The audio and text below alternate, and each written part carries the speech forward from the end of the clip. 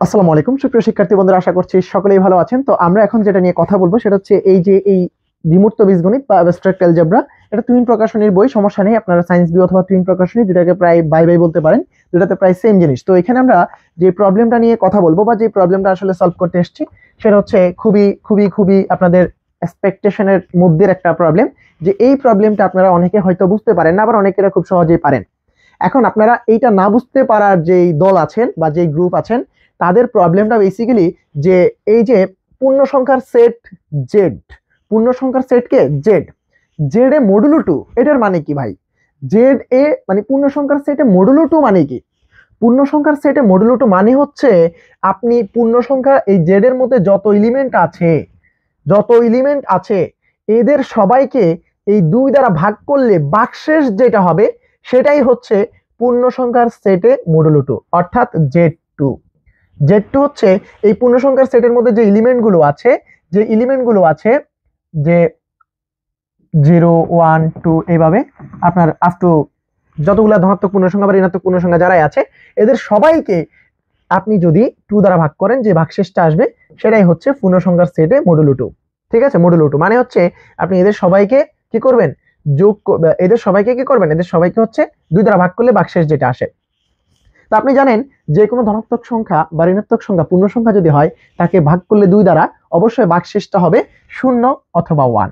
ঠিক আছে, 0 অথবা 1। তাহলে মডুলো টু, এই যে মডুলো টু যে সেটটা, যে ফিল্ডটা, সেই ফিল্ড বেসিক্যালি এই দুটো এলিমেন্ট ধারণ করে। আমি আপনাকে আরো একটা কথা বলে দেই, আপনাকে যদি Z5 এর কথা বলা হয়, Z5 এর মধ্যে এলিমেন্ট বেসিক্যালি আসবে কারা? এলিমেন্ট আসবে হচ্ছে আপনার Z5 এর মধ্যে আসবে হচ্ছে 0 1 2 3 এবং 4। তো আপনাকে যদি এইভাবে যদি বলা হয় Z9, আপনি নিশ্চয়ই বুঝবেন এখানে সেই এলিমেন্টগুলো 9 হলে 8 পর্যন্ত হবে। সো জেড এটা হচ্ছে, এখন আপনি দেখেন আপনি যতগুলো সংখ্যা আছে জেড এর মধ্যে পূর্ণ সংখ্যা তাদেরকে আপনি 5 দিয়ে ভাগ করলে দেখেন আপনি যদি 1 কে যদি 5 দিয়ে ভাগ করেন তাহলে ভাগশেষ হবে 1। আপনি যদি 2 কে যদি 5 দিয়ে ভাগ করেন ভাগশেষ হবে 2। আপনি 3 কে 5 দিয়ে ভাগ করেন ভাগশেষ হবে 3। আপনি 4 কে 5 দিয়ে ভাগ করেন ভাগশেষ হবে 4। আপনি 5 কে 5 দিয়ে ভাগ করেন ভাগশেষ হবে 0। আপনি 6 কে 5 দিয়ে ভাগ করেন ভাগশেষ হবে 1। আপনি 7 কে 5 দিয়ে ভাগ করেন ভাগশেষ হবে 2। আপনি 8 কে 5 দিয়ে ভাগ করেন ভাগশেষ হবে 3। আপনি 9 কে 5 দিয়ে ভাগ করেন ভাগশেষ হবে 4। আপনি 10 কে 5 দিয়ে ভাগ করেন ভাগশেষ হবে 0। তার মানে আপনি জেড এর মধ্যে যত সংখ্যা আছে সবাইকে 5 দিয়ে ভাগ করলে ভাগশেষ এই 5টার বাইরের কেউ হবে না। আর এইটার উপর ভিত্তি করেই কিন্তু আমাদের যে ক্যালেন্ডার আছে না, ক্যালেন্ডার, যে আগামী 33 সালের জুন মাসের 5 তারিখ কি বার হবে সেটা কিন্তু এটা দিয়ে বের করা হয়। কোনটা দিয়ে জানেন? সেটা হচ্ছে Z7 দিয়ে বের করা হয়। বুঝছেন কি? এই Z7 দিয়ে আমরা বের করব যে অমুক মাসের অমুক তারিখ কি বার হবে, এই Z7 দিয়ে সেটা আসলে বের করা হয়। খেয়াল করেন তো, আপনি এই যে 1 কে কার কার ভাগশেষ হিসেবে পাচ্ছেন? 1 কে আপনি 1 এর ভাগশেষ পাচ্ছেন, 6 এর ভাগশেষ পাচ্ছেন 5 এর মধ্যে, 5 এর মধ্যে খেয়াল করেন 5 এর মধ্যে। এবার আপনাকে আমি যদি খুব সুন্দর করে একটা উদাহরণ দেই, আপনি একটু খেয়াল করলে বুঝতে পারবেন। আমি Z7 সপ্তাহে 7 দিন, সপ্তাহে 7 দিন, আমি শূন্য বলতে যদি শনিবারকে বুঝি, শনিবার যদি শূন্য হয়, রবিবার কি 1 না? রবিবার 1, সোমবার কি 2। আমার অঙ্ক পরে ভাই, অঙ্ক আমি পরে করব। সোমবার আমি আগে এই যে হিসেবটা আমরা গস সাহেব যে এই যে আমার অনুসন্ধান মডেল ব্যবহার করছেন, এটা কি এমনি এমনি আবিষ্কার করছেন নাকি? এমনি না ভাই। তো এবার আসেন, এই যে 3 সমান তাহলে কি হবে? মঙ্গল। ঠিক আছে, 4 সমান কি হবে? বুধ। তাহলে 5 সমান কি হবে? 5 সমান বৃহস্পতি। 6 সমান কি হবে? শুক্র। Okay fine. এবার আপনি একটু খেয়াল করেন খুব ভালো করে, এক মাসে কয়দিন? 30 দিন। তাহলে আমার Z7 এ কিন্তু এই এলিমেন্টগুলো আছে, Z7 এ কি এই এলিমেন্টগুলো আছে। এবার আপনি Z7 এ এই এলিমেন্টগুলো যদি থাকে, আপনাকে যদি বলা হয় কোনো মাসের 3 তারিখ যদি শনিবার হয়, সরি, কোনো মাসের 3 তারিখ যদি শনিবার হয় তাহলে ওই মাসের 21 তারিখ কি বার হবে? তাহলে এখন দেখেন তো, 21 কে 7 দিয়ে ভাগ করলে ভাগশেষ কত? 0। তাহলে 21 তারিখ কি বার হবে বলেন তো? শনিবারই হবে। আপনাকে যদি বলা হয় কোন মাসের 1 তারিখ রবিবার, ধরেন 1 তারিখ রবিবার, তাহলে আপনি ওই মাসের 8 তারিখও কিন্তু রবিবার হবে। ভাগ করে দেখেন, 8 কে 7 দিয়ে ভাগ করলে ভাগশেষ 1 হয়, 8 তারিখও রবিবারই হবে। তাহলে যে ওই মাসের যেই সকল তারিখকে আপনি 7 দিয়ে ভাগ করলে ভাগশেষ 1 হবে, সবাই হবে রবিবার। আবার ওই মাসের যেই সকল তারিখকে আপনি 7 দিয়ে ভাগ করলে ভাগশেষ 2 হবে, সবাই হবে শনিবার। সবাই হবে সোমবার। এইভাবে হচ্ছে হিসাব করা হয় যে অমুক মাসের অমুক তারিখ কি বার হবে, সেটাই Z7 দিয়ে হিসাব করা হয়। আপনাদেরকে এখানে একটা গুড নিউজ দিই বা একটা অ্যানাউন্সমেন্ট দিই। অ্যানাউন্সমেন্টটা হচ্ছে এরকম, আপনারা যারা এই মুহূর্তে শেষের দিকে এসে আমাদের কাছ থেকে অ্যাবস্ট্রাক্ট অ্যালজেব্রার ক্লাসগুলো করতেছেন বা আমাদের কোর্সে জয়েন আছেন অথবা ইউটিউবে আমাদের ক্লাসগুলো দেখতেছেন, তো তাদের যদি মনে হয় যে ভাই আপনার ক্লাসগুলো আমার ফোর্থ ইয়ারের প্রয়োজন আছে, আমি ফোর্থ ইয়ার আপনার কাছে পড়তে চাই, তাহলে আপনি এই মুহূর্তে যেটা করতে পারেন, ফোর্থ ইয়ারের কোর্সের জন্য জাস্ট প্রি বুকিং দিতে পারেন, একটা পয়সা আপনাকে এই মুহূর্তে দিতে হবে না। আপনি জাস্ট মৌখিকভাবে এনশিওর করতে হবে যে ভাই আমি ফোর্থ ইয়ারে আপনার কোর্স পড়তে চাই, আপনি যখন ভর্তি নেবেন তখন আমি ভর্তি হব। বাট আপনাকে এই মুহূর্তে মৌখিক এনশিওর করার জন্য আমাদের হোয়াটসঅ্যাপে যোগাযোগ করতে হবে, অথবা এই ভিডিও ডেসক্রিপশনে আর যারা অ্যাপসে ক্লাস দেখতেছেন তারা অ্যাপসের মধ্যে মেসেজ দিতে পারেন।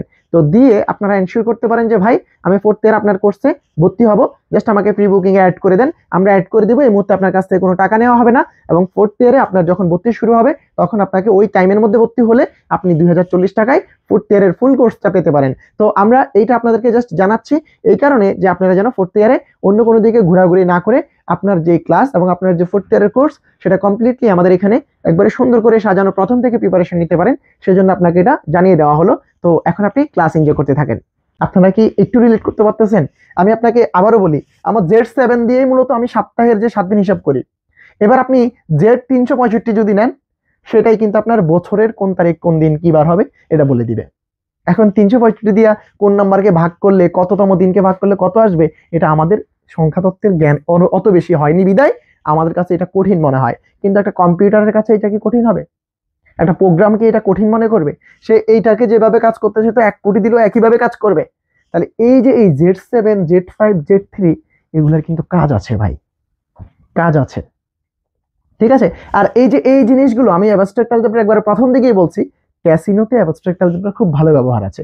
এই যে এরকম ওরা তো আপনাকে হচ্ছে সারাদিন সব দিয়ে রাখবে হচ্ছে 0 0 0 0 0, সবগুলোতে 0 দিয়ে রাখবে, এমন এমন নাম্বারগুলো সেট করবে সব 0 0 দেওয়া থাকবে। হয়তো দেখা যাবে যে কোটিতে একটা দেওয়া আছে 1 লাখ বা 2 লাখ, তখন ওই ক্যাসিনোর মানুষজন 2-1 জন জিতে আর বাকি লক্ষ লক্ষ মানুষ কিন্তু হেরে যায়। কারণ এখানে বাক্সেস ওরা তো প্রোগ্রামটা রান করে দিয়েছে এইভাবে যে আপনি 1000 বার মারার পরে আপনি হয়তো 5 পাবেন, মানে 5 লক্ষ পাবেন। তাহলে আর বাকি যে 99 বার আপনি 5 লক্ষ করে যে মারছেন সে টাকাটা তো আপনি পাবেন না। মানে আমি এইটা এক্স্যাক্টলি বুঝি না যে কিভাবে মারে বা ক্যাসিনো কিভাবে খেলে, কিন্তু মেকানিজমটা তো এরকম।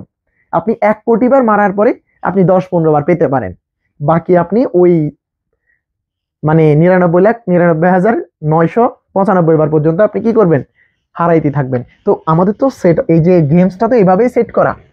আপনি যত যাই করেন, আপনি কখনোই 3 তারিখ যদি মঙ্গলবার হয় আপনি কখনোই কি বলে 10 তারিখকে চাইলে আপনি মঙ্গলবার সোমবার বানাইতে পারবেন না, ওটা মঙ্গলবারই হবে। তো আপনি যত যাই করেন এখানে তো সেট করে দেওয়া আছে, তাহলে আপনি কেমনে চেঞ্জ করবেন, সুযোগ নাই। তো এই কারণেই ওই যে যারা বুদ্ধিমান তারা এইসব খেলে না, আর যারা একটু বোকাশোকা আছে তারা লোভী, তারা হচ্ছে এগুলো তাড়াতাড়ি খেলে এবং তাড়াতাড়ি ফকির হয়ে যায় আর কি। তো আমি আপনাদেরকে একটু জাস্ট হিন্টস দিলাম যে আমরা আসলে এই বিমূর্ত বীজগণিতের এই জায়গাগুলো কোথায় ব্যবহার করি। আমাদের এগুলো দেখা যায় না, কিন্তু এগুলোর প্রয়োগ আছে বাস্তব জীবনে, আমরা এগুলো দেখতে পাই খুব। ওকে, সো এখন আসেন আমরা Z2 সম্পর্কে জানলাম এতক্ষণ। এখন আমাদের এইটা অনুৎপাদকীয় মানে কি? এটা অনুৎপাদকীয় মানে হচ্ছে আমরা এই Z এর ভিতরে এমন কোনো এলিমেন্ট পাবো না, Z এর ভিতরে এমন কোনো এলিমেন্ট পাবো না যেটা এখানে বসালে এই যে মডুলো 2 করলে আমরা রেজাল্ট 0 পাবো না, রেজাল্ট 0 পাবো না।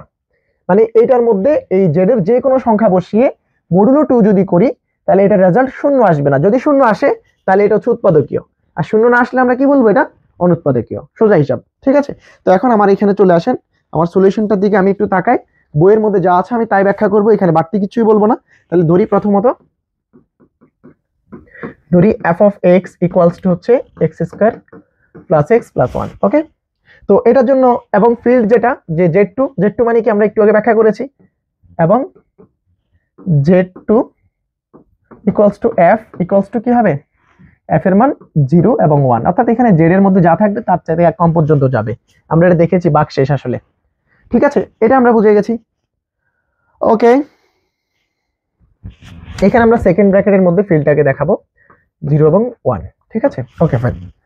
তো দেন এই ফিল্ডটা, এই যে Z2 যে ফিল্ড, এটা কিসের ফিল্ড? এই Z2টা হচ্ছে এডিশন মডুলো 2 এবং হচ্ছে মাল্টিপ্লিকেটিভ মডুলো 2 এর আন্ডারে ফিল্ড। এটা আমরা ওই যে ফিল্ড যে টপিকটা রিং যেখানে পড়েছি সেখানে কিন্তু আমরা দেখিয়েছি Z2 Z3 Z4 এরা কিন্তু ফিল্ড, আবার এরা কখনো কখনো ইন্টিগ্রাল ডোমেন, আবার কখনো কখনো ইন্টিগ্রাল ডোমেন না। আমরা দেখেছি Z5 ইন্টিগ্রাল ডোমেন কিন্তু Z7 ইন্টিগ্রাল ডোমেন না, এরকম একটা উদাহরণ আমরা কিন্তু পড়েছি। তাহলে এটা একটা ফিল্ড। হ্যাঁ, তো এই যে এই ফিল্ডটা আমার এখানে দেখাবে যে এই ফাংশনটা আমার হচ্ছে কি অনুৎপাদকীয়। তাহলে এখানে ফিল্ড হলো কে, এফ মানে হচ্ছে Z2, তাহলে ফিল্ড হলো F addition modulo 2 multiplicative modulo 2, এটা হচ্ছে আমার ফিল্ড। হ্যাঁ, এটাই আমার ফিল্ড। ওকে, যেখানে এক্স স্কোয়ার এর অর্থ হলো এক্স মাল্টিপ্লিকেটিভ মডুলো এক্স, ঠিক আছে, মাল্টিপ্লিকেটিভ মডুলো 2x। এক্স স্কোয়ারের মানে হচ্ছে এইটা, এক্স স্কোয়ার থাকলে এইটা, কিউব থাকলে এটাকে 3 বার দিতাম। এখন এইটার মানে কি, এটার মানে হচ্ছে এই দুজনকে গুণ করে 2 দিয়ে ভাগ, এটার মানে হচ্ছে এই দুজনকে গুণ করে 2 দিয়ে ভাগ করলে যে ভাগশেষ আসবে সেটা। এই যে এইটার মানে হচ্ছে এক্স আর এক্স কে গুণ করে গুণফলটাকে 2 দিয়ে ভাগ করলে ভাগশেষটা হচ্ছে এখানে বসবে। ঠিক আছে, ক্লিয়ার? এক্স স্কোয়ারের ভ্যালু এইটা। ওকে ফাইন, এখন আমরা এই জেড এর মধ্যে চেক করব কাকে, এই ফাংশনটাকে। তাহলে এখন জেড এর মধ্যে কারা আছে, 0 1 2 3 এইভাবে যাবে। তাহলে আমরা এখন যদি এফ অফ 0 নেই, তাহলে এখানে আসবে হচ্ছে 0 মাল্টিপ্লিকেটিভ মডুলো 2 0, মানে এক্স স্কোয়ার মানে তো এক্স ইন্টু এক্স, এই যে এক্স স্কোয়ার মানে এটা, প্লাস এখানে প্লাস দিব নাকি এডিশন মডুলো দিব, এডিশন মডুলো 2, এখানে হচ্ছে 0 প্লাস 2, এখানে হচ্ছে 1। আই থিঙ্ক আপনারা এটা বুঝতে পারছেন। তো এখন এই যে 0 এর সাথে 0 গুণ করে 2 দিয়ে ভাগ করলে, 0 এর সাথে 0 গুণ করলে 0 হয়, তাহলে 2 দিয়ে ভাগ করলে ভাগশেষ কত, 0। এখানে আছে 0, তো এবার এই 0 এর সাথে এই 0 কে যোগ করে 2 দিয়ে ভাগ করলে ভাগশেষ কত, 0। আবার এই যে এই 0 এর সাথে এই 1 এটাকে যোগ করে 2 দিয়ে ভাগ করলে ভাগশেষ কত, 1। সো এখানে পেলাম 1। এবার চলে আসো f অফ 1 কে আমরা চেক করব কিভাবে। f অফ 1 মানে হচ্ছে x ইনটু x স্কয়ার মানে তো এইটা, তাহলে 1 মাল্টিপ্লিকেটিভ মডুলো 2 1, এখানে হচ্ছে এডিশন মডুলো 2 x এর জায়গায় হবে 1 প্লাস এডিশন মডুলো 2 1। এবার আসুন তো এটা কি হবে, এই 1 আর 1, এই 1 আর 1 এই দুটাকে গুণ করে 2 দিয়ে ভাগ করলে, 1 আর 1 গুণ করলে 1, তারা 2 দিয়ে ভাগ করলে হচ্ছে ভাগশেষ 1। এই 1 কে এবার এই 2 এই 1 এর সাথে যোগ করলে 2 হয়, 2 কে 2 দিয়ে ভাগ করলে ভাগশেষ কত, 0। তাহলে এইটুকুর রেজাল্ট হয়ে গেল 0। এবার এই 0 এর সাথে এই যে এই পুরাটার ভ্যালু কিন্তু 0 হলো, এবার এই 0 এর সাথে এই 1 যোগ করেন, যোগ করলে কত হয় 1, 1 কে 2 দিয়ে ভাগ করলে ভাগশেষ কত, 1। আই থিঙ্ক এইটুকু আপনারা বুঝে গেছেন। এবার আসেন আমরা f অফ 3 বের করি, সরি 2 তো আছে, 2 বের করি। f অফ 2 মানে হচ্ছে এই যে এখানে x স্কয়ারের জায়গায় বসবে, তাহলে x স্কয়ার মানে হচ্ছে x ইনটু x, তাহলে 2 মাল্টিপ্লিকেটিভ মডুলো 2, এখানে আবার এডিশন মডুলো 2, এখানে x এর জায়গায় 2 প্লাস মডুলো 2 আর এদিকে হচ্ছে 1। এবার এটা বের করেন দেখি তো এটা রেজাল্ট কত হয়। তাহলে এই 2 আর এই 2 গুণ করলে 4, 4 কে 2 দিয়ে ভাগ করলে ভাগশেষ 0, 4 কে 2 দিয়ে ভাগ করলে ভাগশেষ 0, এর ভ্যালু 0। দেন এই 0 এর সাথে 2 যোগ করলে, 0 এর সাথে 2 যোগ করলে কত, 2, 2 কে 2 দিয়ে ভাগ করলে ভাগশেষ কত, 0। এবার আসেন এই যে 0 এর সাথে এবার 1 কে যোগ করেন, যোগ করে 2 দিয়ে ভাগ করলে ভাগশেষ কত, 1। দেখেন আপনি যতগুলো বের করবেন, f অফ 3 বের করেন আপনার ইচ্ছা। f অফ 3 বের করলে এখানে কি হবে, 3 মাল্টিপ্লিকেটিভ মডুলো 2 3 প্লাস মডুলো 2, এখানে হচ্ছে 3 প্লাস মডুলো 2, এখানে হচ্ছে 1। বইয়ের মধ্যে কোনো কোনো জায়গায় প্লাস 2 দেয় নাই, মডুলো 2 দেয় নাই, আপনি দেবেন। তাহলে এখন দেখেন তো এটার রেজাল্ট কি আসতেছে, এটা হচ্ছে 3 3 কে 9, এটা হচ্ছে কত, 3 3 কে 9, 9 এর 2 দিয়ে ভাগ করলে ভাগশেষ কত, 1।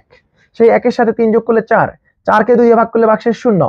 আবার এই 0 এর সাথে 1 যোগ করলে কত হয়, 1, 1 কে 2 দিয়ে ভাগ করলে ভাগশেষ 1। এবার আপনি যতগুলো নেন এইভাবে আপনি দেখতে পাবেন সবার ক্ষেত্রে ভাগশেষ 1 আসতেছে, কোথাও 0 আসছে না। তাহলে এখন আমরা কি বুঝলাম, এখন আমরা দেখলাম যে মডুলো 2 এ জেড এর মধ্যে এই উৎপাদকটার একটা উৎপাদক আমরা পাচ্ছি না, একটাও মূল আমরা পাচ্ছি না। তো এইভাবে আমরা হচ্ছে এভাবে বাকিটা কি করব, বাকিটা হচ্ছে আর দেখানোর দরকার নেই, এভাবে ওরা 2-3টা দাগ দিয়ে দেখিয়েছে, আবার f অফ 5 টাও দেখিয়েছে। আপনার মন চাইলে আপনি f অফ 6 বের করেন, সমস্যা নেই, f অফ 6 বা 7 আপনার যে কোনো কিছু বের করতে পারেন। তো f অফ 6 যদি আমি বের করতে চাই তাহলে হচ্ছে 6 multiplicative modulo 2 6 plus modulo 2 addition modulo 2, এদিকে হচ্ছে আবার 6 এডিশন মডুলো 2 1। তো এটা করলে কি হয়, 6 6 36, 36 কে 2 দিয়ে ভাগ করলে ভাগশেষ হবে 0। এই 36 কে 2 দিয়ে ভাগ করলে ভাগশেষ 0, তার মানে এইটার ভ্যালু 0। আবার এই শূন্যের সাথে 6 যোগ করলে 6 হয়, 6 কে 2 দিয়ে ভাগ করলে ভাগশেষ হচ্ছে 0। আবার এই শূন্যের সাথে এই 1 যোগ করলে 1 কে 2 দিয়ে ভাগ করলে ভাগশেষ হচ্ছে 1।